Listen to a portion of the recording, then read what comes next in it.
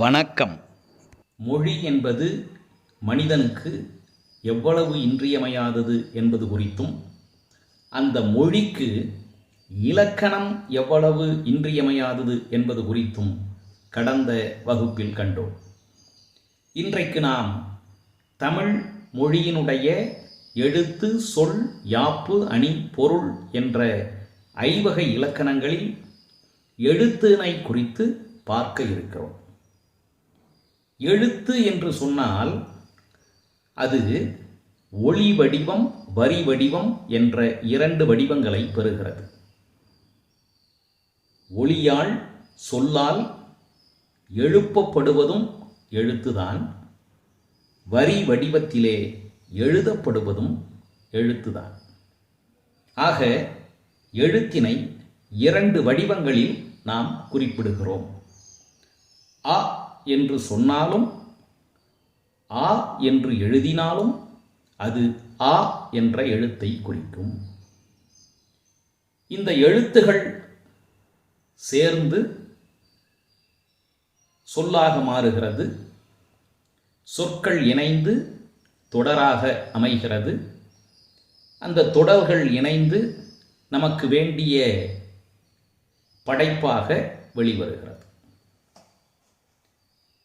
வள்ளுவர் அகர முதல எழுத்தெல்லாம் என்று தன்னுடைய திருக்குறளை தொடங்குகிறார். எழுத்துகளுக்கெல்லாம் அகரம்தான் முதலில் என்கிறார். அது எப்படி அவ்வாறு கூற முடியும்? தமிழ் எழுத்துகளுக்கு வேண்டுமானால் அகரத்தை முதல் எழுத்து என்று கூறலாம். வள்ளுவர் அகர முதல தமிழ் எழுத்தெல்லாம் என்றுதானே சொல்ல வேண்டும்.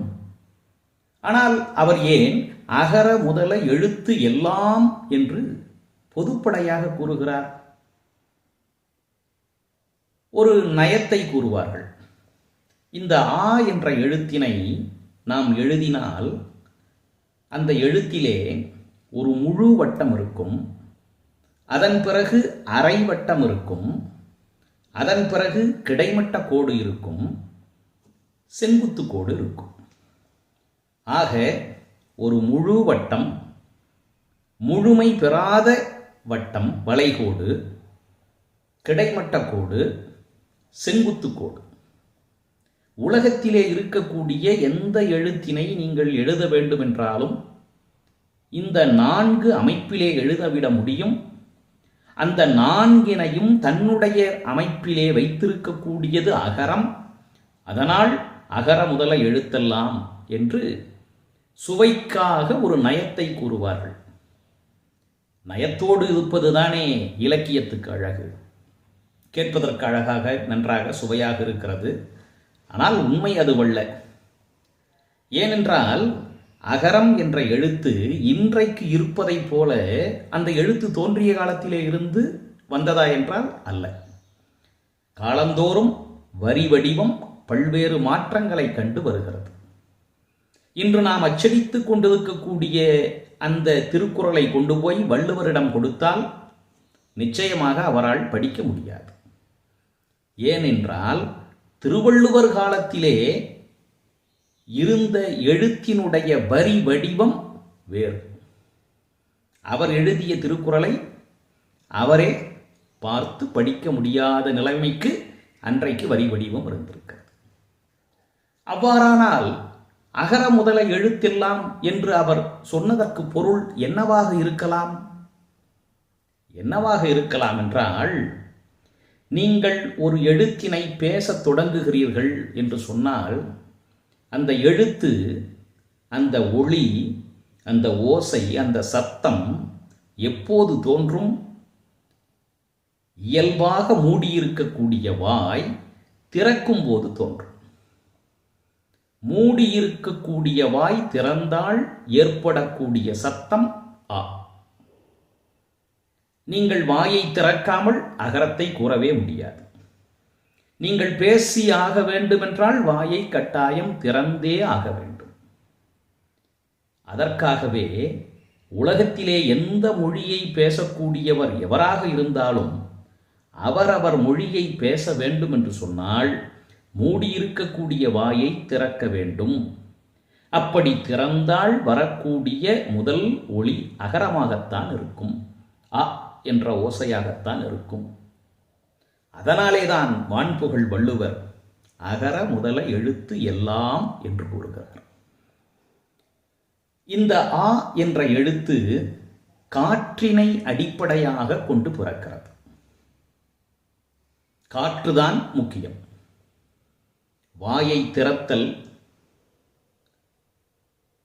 உதடை விரித்தல், உதடுகளை குவித்தல், இந்த 3 செயல்களை செய்யும்போது காற்றினுடைய தன்மை வெவ்வேறு வகையான ஒலியாக வெளிப்படுகிறது.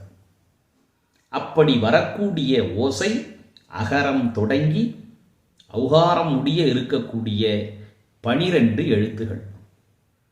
உயிர் என்றாலே அதற்கு காற்றுதான் மூலம், உயிர்காற்று என்று கூறுவார்கள்.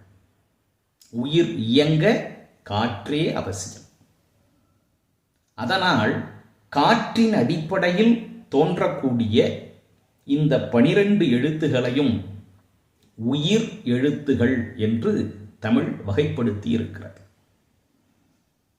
தமிழ் மொழியிலே பெயர் சூட்டும் பொழுதே உரிய காரணத்தோடு அதை நம் முன்னோர்கள் சூட்டியுள்ளார்கள்.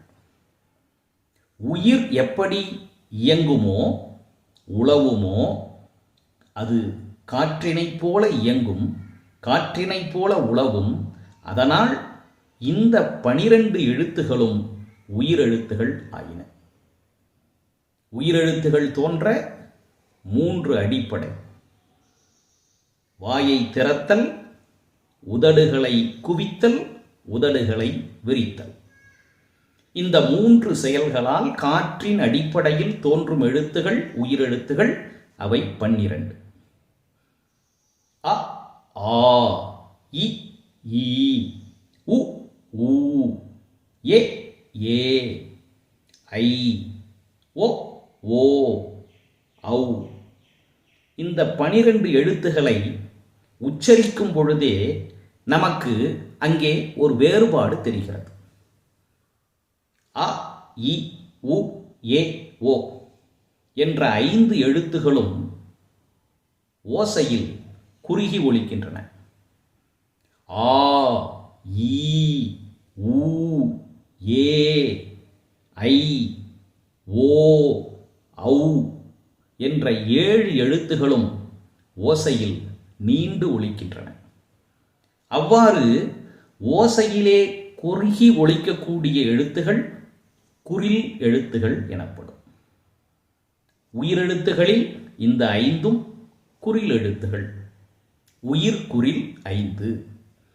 அதே போல ஓசையில் நீண்டு ஒலிக்கக்கூடிய 7 எழுத்துகளும் உயிர் நெடில் எழுத்துகள் ஆகும். இந்த ஓசை என்பது என்ன? அதுதான் ஓர் எழுத்தை உச்சரிக்கக்கூடிய கால அளவு. தமிழர்கள் அதை மாத்திரை என்று கூறுகிறார்கள். எழுத்தை உச்சரிப்பதற்கு கூட கால அளவினை நிர்ணயம் செய்தவர்கள் நம் முன்னோர்கள். காலம் பொன் போன்றது என்பார்கள். அல்ல, காலம் பொன்னை காட்டிலும் விலை உயர்ந்தது. பொன் ஒரு நேரத்தில் விலை ஏறி இருக்கும், ஒரு நேரத்தில் விலை தாழ்ந்து இருக்கும். பொன் பறிபோனால் மீண்டும் பெற்றுவிட முடியும். அதனால் காலம் என்பது பொன்னை போன்றதல்ல. அவ்வாறாயின் காலம் என்பது உயிர் போன்றது. போனால் மீண்டும் திரும்பி வராது. கடந்து போன காலத்தை காசு கொடுத்து வாங்கக்கூடிய பணக்காரன் இதுவரை இந்த உலகத்தில் பிறந்ததும் இல்லை, இனிமேலும் பிறக்கப் போவதும் இல்லை என்று ஒரு பழமொழி உண்டு. அவ்வகையில் இந்த எழுத்துக்களை உச்சரிக்கக்கூடிய கால அளவினை மாத்திரை என்று நாம் வகைப்படுத்தி வைத்திருக்கிறோம். குறில் எழுத்துக்களை ஒலிப்பதற்கு தேவைப்படக்கூடிய மாத்திரை அளவு 1 மாத்திரை. இயல்பாக கை நொடிக்கக்கூடிய அளவு, இயல்பாக கண் இமைத்து மூடக்கூடிய அளவு, அதுதான் ஒரு மாத்திரைக்கான அளவு. அவ்வகையில் உயிர்க்குறில் 5ம் ஒரு மாத்திரை அளவு உடையவை. உயிர் நெடில் 7ம் 2 மாத்திரைகள் அளவுடையவை. உயிரெழுத்துக்களை குறில், நெடில் என்று 2 வகையாக நாம் வகைப்படுத்துகிறோம். இது உயிர். இதற்கடுத்து நாம் பார்க்கக்கூடியவை மெய் எழுத்துகள். இக் என்ற எழுத்திலே தொடங்கி இன் என்ற எழுத்து முடிய இருக்கக்கூடிய 18 எழுத்துகளும் மெய்யெழுத்துகள் எனப்படும். மெய் என்றால் உடம்பு என்று பொருள். உயிரெழுத்துகள் காற்றின் முயற்சியால் எப்படி தோன்றுகின்றனவோ அதைப்போல இந்த மெய்யெழுத்துகள் 18ம் உடலின் முயற்சியால், இந்த மெய்யின் முயற்சியால் தோன்றக்கூடியவை. மூக்கிலே இருந்து, கழுத்திலே இருந்து, மார்பிலே இருந்து என்றவாறு உடலின் பாகத்தினுடைய முயற்சியின் காரணமாக தோன்றக்கூடிய எழுத்துகள் இவை மெய்யெழுத்துகளாகின்றன. மெய் என்றாலே உடம்புதான். மெய் என்றால் உண்மை என்றும் ஒரு பொருள் உண்டு. இந்த மெய்யெழுத்துகளை அந்த எழுத்துகள் ஒலிக்கக்கூடிய ஓசையை பொறுத்து 3 வகையாக பிரிக்கிறார்கள். கசட, தபர, இவை ஒவ்வொன்றுக்கும் நாம் புள்ளி வைத்துக் கொள்ள வேண்டும். மெய்யெழுத்துகளை ஒற்றெழுத்துகள் என்றும் கூறுவார்கள். ஒற்றெழுத்து என்றால் மேலே புள்ளி வைத்த எழுத்து. இந்த 6 எழுத்துகளும் இக், இச், இட், இத், இப், இர், இந்த 6 எழுத்துகளும் மிக வன்மையான ஓசையுடையவை. வன்மையான ஓசையுடையவை என்பதால் இவை வள்ளினம் எனப்படுகின்றன. இவை நெஞ்சிலே இருந்து மிக வலிமையான ஓசையோடு பிறக்கக்கூடியவை. அடுத்து ஞனன, நமன, மேலே புள்ளி வைத்துக் கொள்ள வேண்டும். இந்த 6 எழுத்துகளும் நம்முடைய மூக்கிலே இருந்து மென்மையான ஓசையோடு பிறக்கக்கூடியவை. அதனால் இந்த 6 எழுத்துகளுக்கும் மெல்லினம் என்று பெயர் வைத்திருக்கிறார்கள். மீதி இருக்கக்கூடிய எரள, வழல அவற்றின் மேலே புள்ளி வைத்தால் கிடைக்கக்கூடிய 6 எழுத்துகளும் இடையின எழுத்துகள். இவை தொண்டையிலே இருந்து மார்புக்கும் மூக்குக்கும் இடையிலே அங்கே தோன்றுவதால் இவை இடையினம், இடையினமை என்று வகைப்படுத்தி வைத்திருக்கிறார்கள். நாம் சிறு வயதிலே படிக்கும்போது நமக்கு மிக நன்றாக தெரிந்த ஒரு பாடல், கசட தபர வள்ளினம், ஞனன நமன மெல்லினம், எரள வழல இடையினம், யாருமிங்கே ஓரினம். இப்படி வள்ளினம், மெல்லினம், இடையனம் என்று பிரிக்கப்பட்டிருந்தாலும் அதிலே உயர்வு தாழ்வு என்பது இல்லை. தமிழர்கள் பிறப்பினால் அனைவரையும் சமமாக கருதக்கூடிய உயர்ந்த சிந்தனைக்கு உரியவர்கள்.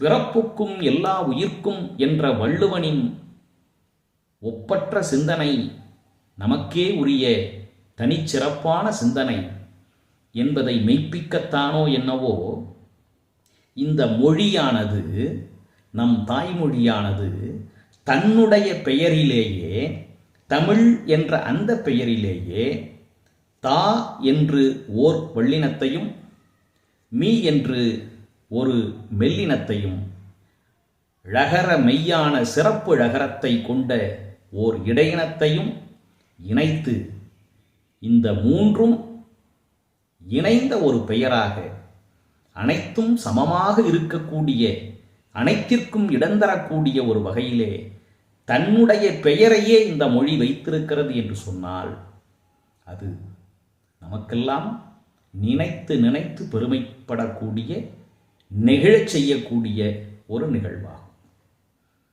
இந்த மெல்லின மெய்கள் 18 அரை மாத்திரை அளவு ஒலிக்கக்கூடியவை.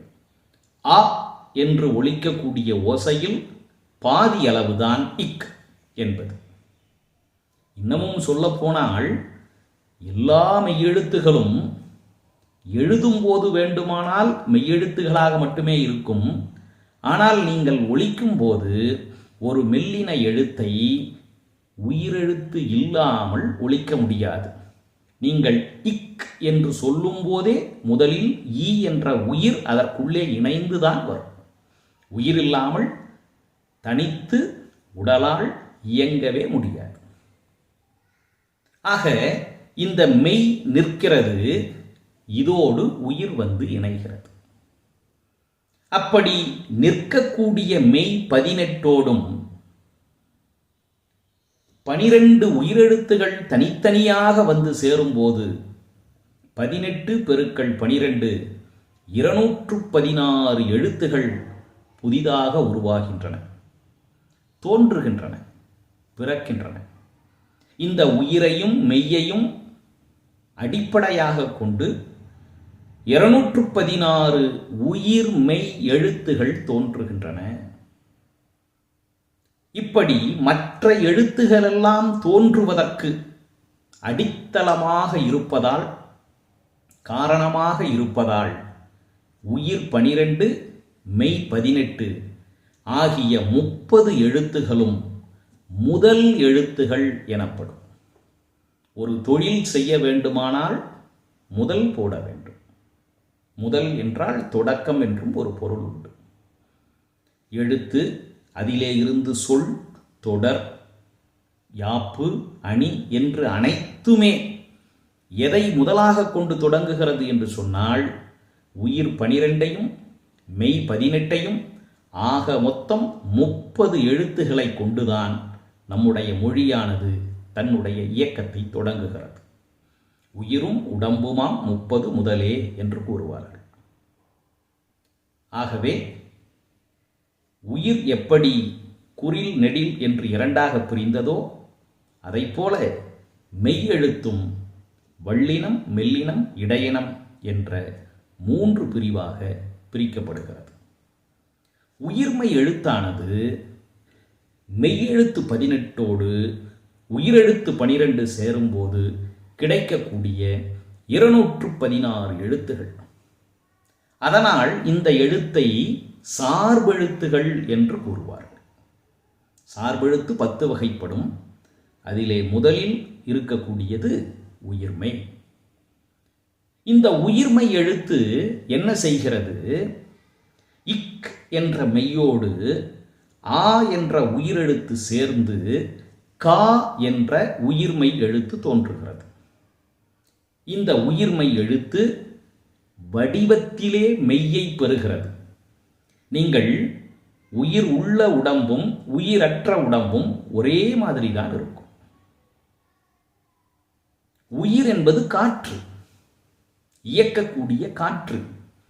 அது உயிர் இல்லாத ஒரு மெய்யுக்குள் புகுந்து கலந்து கரைந்து அதை இயக்குகிறது. ஆனால் தனியாக உயிர் தெரியாது, மெய்தான் தெரியும். உயிர் இருந்தாலும் உயிர் இல்லாவிட்டாலும் மெய் அதனுடைய வடிவத்தில் இருக்கும். உயிர் இருக்கும்போது அந்த மெய் இயங்க தொடங்கும். ஆனால் உயிர் தனித்து தெரியாது. அதைப்போல இக் என்ற மெய்யெழுத்தோடு ஆ என்ற உயிரெழுத்து சேர்ந்து விட்டால் அங்கே தோன்றுகின்ற எழுத்து மெய்யெழுத்தினுடைய வடிவத்திலே இருக்கும். ஆக உயிர்மெய் எழுத்து வடிவத்திலே மெய்யெழுத்தை ஒத்திருக்கும். அதே நேரத்தில் அதனுடைய ஒலிக்கக்கூடிய கால அளவு கா என்பது ஆ என்ற உயிரெழுத்தின் காலத்தை ஒத்திருக்கும். வடிவத்திலே மெய்யை பெற்றிருக்கிறது. ஆனால் ஒலிக்கக்கூடிய கால அளவிலே உயிரெழுத்தை பெற்றிருக்கிறது. அதனால் இந்த எழுத்து உயிர்மெய் எழுத்தானது உயிர்க்குரிய ஒலிப்பு நேரத்தையும் மெய்யெழுத்துக்குரிய வடிவத்தையும் இணைத்து பெற்றுள்ளது. அவ்வகையில் ஒலிப்பு முறையை வைத்து குறிலெழுத்துகள் போய் இணைகின்ற பொழுது அந்த மெய்யெழுத்துகளுக்கு உயிர் மெய் குறில் என்று பெயர். நெடில் எழுத்துகள் போய் மெய்யெழுத்துகளோடு இணைந்தால் அந்த எழுத்துகளுக்கு உயிர் மெய் நெடில் என்று பெயர். எனவே இருக்கக்கூடிய 216 உயிர்மெய் எழுத்துகளில் 18 பெருக்கல் 5 90 எழுத்துகள் உயிர் மெய் குறிலாக அமைந்திருக்கும். 18 பெருக்கல் 7 126 எழுத்துகள் உயிர் மெய் நெடிலாக அமைந்திருக்கும். இவ்வாறு உயிர்மெய் எழுத்துகள் தோன்றி அது 2 பிரிவாக உயிர்மெய் குறில் உயிர்மெய் நெடில் என்று விளங்குகிறது. அடுத்தது ஆயுதம் என்ற ஒரு எழுத்து. உயிர் 12 மெய் 18 உயிர்மெய் 216 மொத்தம் கூட்டினால் 246 எழுத்துகள் வருகின்றன. ஆனால் தமிழினுடைய நெடுங்கணக்கிலே எழுத்துகளின் எண்ணிக்கை 247. அந்த மீதி ஒரு எழுத்து இருக்கிறதே, அந்த ஓர் எழுத்து தான் ஆயுத எழுத்து. ஆயுத எழுத்தல்ல, ஆயுத எழுத்து. அது தனிச்சிறப்பான ஒரு எழுத்து. அது தோன்றக்கூடிய இடத்திலும் தனிச்சிறப்பானது. அந்த எழுத்தினுடைய அமைப்பு முறையிலும் தனிச்சிறப்பானது. அது உயிரோடும் சேராது, மெய்யோடும் சேராது, உயிர் மெய்யோடும் சேராது.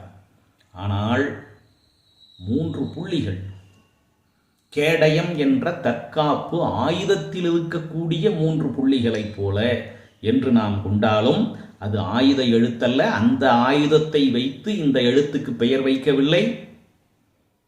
அந்த ஆயுதமெல்லாம் தோன்றுவதற்கு முன்பே இந்த எழுத்து தோன்றிவிட்டது. அதனால் சுவையாக வேண்டுமானால் சொல்லலாம், அது ஆயுத எழுத்தல்ல, ஆயுத எழுத்து. இந்த எழுத்து தனி நிலை என்று அழைக்கப்படும். ஏன்? அது தனித்து நிற்கிறது. அகேனம் என்று சொல்லுவார்கள். முப்புள்ளி, முப்பார் புள்ளி என்றும் இந்த எழுத்தை கூறுவார்கள். அது மட்டுமல்ல, இந்த எழுத்து தனியாக மொழிக்கு முதலிலும் வராது, மொழிக்கு இறுதியிலும் வராது. மொழிக்கு இடையில், மொழி என்றால் வார்த்தை, சொல், கிளவி, பதம், அதற்கு இடையில் மட்டுமே வரும். அப்படி வரக்கூடிய ஒரு தனிச்சிறப்பான எழுத்து இந்த ஆயுத எழுத்து. ஆயுத எழுத்தை ஒலிக்கக்கூடிய கால அளவு மெய்யெழுத்தினை போலவே இதுவும் அரை மாத்திரை கால அளவு ஒலிக்கக்கூடியது. ஆக தமிழினுடைய எழுத்துகளாகிய 247 எழுத்துகளும் உயிர் 12ஆகவும் மெய் 18ஆகவும் உயிர்மெய் 216ஆகவும் ஆயுதம் 1ஆகவும் என்றவாறு இருக்கிறது. உயிர் குறில் நெடில் என்ற 2 வகையாக, மெய் வள்ளினம் மெல்லினம் இடையினம் என்ற 3 வகையாக, உயிர் மெய்யானது உயிர்மெய் குறில் உயிர்மெய் நெடில் என்ற 2 வகையாக இருக்கிறது. ஆயுதம் ஓரெழுத்து என்பதால் அதற்கு தனி வகை இல்லை, அது தனி நிலை. ஆக இந்த 247 எழுத்துகளும் என்ன என்பதை இந்த வகுப்பில் கண்டோம். தொடர்ச்சியை அடுத்த வகுப்பில் காண்போம். நன்றி, வணக்கம்.